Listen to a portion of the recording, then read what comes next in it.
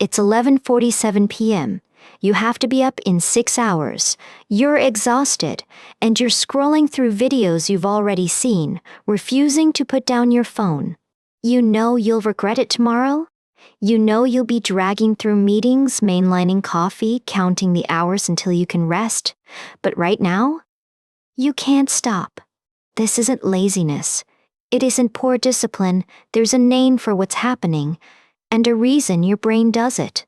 Researchers call it revenge bedtime procrastination, and that word, revenge, tells you everything about what's really going on. The revenge isn't against sleep. It's against a day that left you with nothing for yourself. When the world takes all your hours, the night is where you fight back. This behavior became a global conversation in 2020, but the psychology behind it, that's been building for decades. The term went viral when journalist Daphne K tweeted about a Chinese expression, 本muss biang zi wu xing. It translates roughly to revenge staying up late. Li described workers in China's demanding 996 culture 9 a.m. to 9 p.m., 6 days a week, who refused to sleep as an act of reclaiming personal time. The concept struck a nerve worldwide. During the pandemic, millions suddenly recognized their own behavior, staying up not because they weren't tired, but because they needed something that was theirs. But the academic foundation was laid earlier. In 2014, psychologist Flora Cruz and her colleagues first defined bedtime procrastination in the research literature.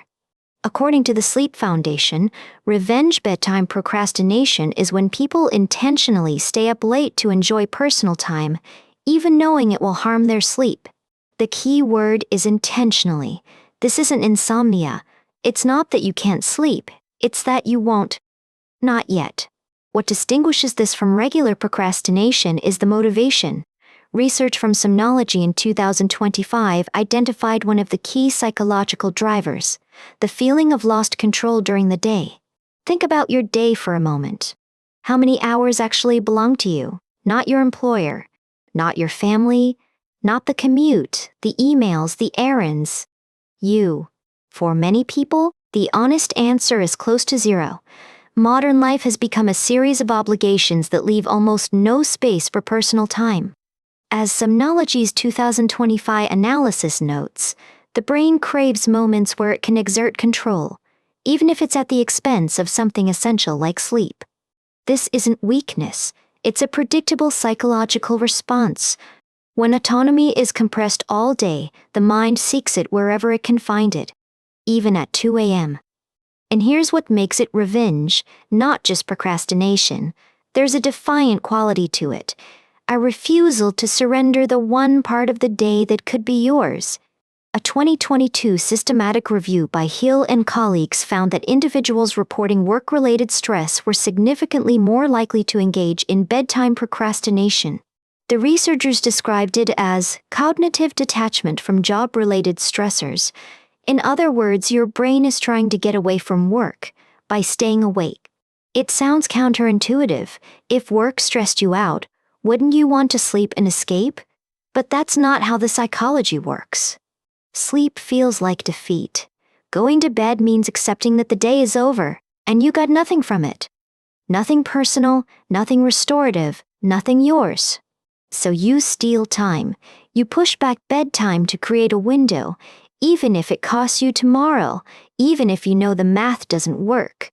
This connects to a core theory in psychology, self-determination theory. Developed by DC and Ryan, it argues that humans have fundamental needs for autonomy, competence, and relatedness. When autonomy, that sense of controlling your own choices and actions, is blocked, it creates psychological strain. The mind looks for any outlet to restore it. At night, when obligations finally stop, the autonomous self wakes up. It says, "Wait, before this day ends, I need to do something that's mine." A 2025 study published in Frontiers in Psychiatry examined perceived stress and bedtime procrastination among Chinese college students. The correlation was stark. Students who reported higher levels of daytime stress showed significantly higher rates of bedtime procrastination. The more compressed their days, the more they stole from their nights. And here's where it gets complicated. Sleep deprivation makes stress worse. It impairs emotional regulation. It makes tomorrow's demands even harder to handle, which creates a feedback loop. Stress drives bedtime procrastination. Sleep deprivation amplifies stress, and the cycle tightens night after night. So if this isn't about willpower, if it's about unmet psychological needs, what actually helps? This is where the research gets interesting. A 2025 study in Frontiers in Psychology found that physical exercise significantly reduces bedtime procrastination, but not for the reason you might think.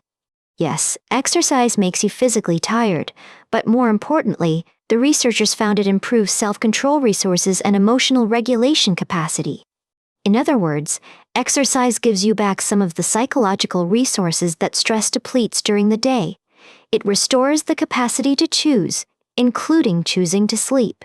So if you're caught in this pattern, one thing that might help, consider moving some physical activity into your day. Not punishment, not another obligation, something restorative. Another approach that's shown effectiveness is MCII, mental contrasting with implementation intentions. It's a self-regulation technique that sounds technical but is actually quite simple. You vividly imagine the benefits of sleeping on time, how you'll feel tomorrow, the clarity, the energy. Then you create specific if-then plans for when the urge to stay up hits. Something like, if I'm still scrolling at 11 p.m., then I'll put my phone in the other room and read 3 pages of a book instead. Specific, concrete, pre-decided. The key is that you're making the decision when you're rested and thinking clearly, not at 11 p.m. when your tired brain is looking for any excuse to stay awake. But here's maybe the most important insight. If you're doing this, consider that it might be a signal. Your autonomy needs aren't being met. The behavior is a symptom, not the disease. One exercise that might help: audit your typical day. Where do you have no choice at all, and where might there actually be small windows you could claim earlier?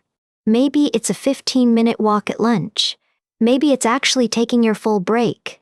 The goal isn't to add more, it's to protect something that's yours during daylight hours. If the day offers nothing personal, the night will try to take it. That's not a character flaw. It's your psychology working exactly as designed, seeking balance however it can. There's something almost beautiful about this behavior when you understand it. It's not weakness, it's protest. It's the self saying, I exist, I have needs, I will not be erased. Some researchers argue we shouldn't romanticize this behavior. Sleep deprivation has real health consequences. Cardiovascular issues, cognitive impairment, emotional instability.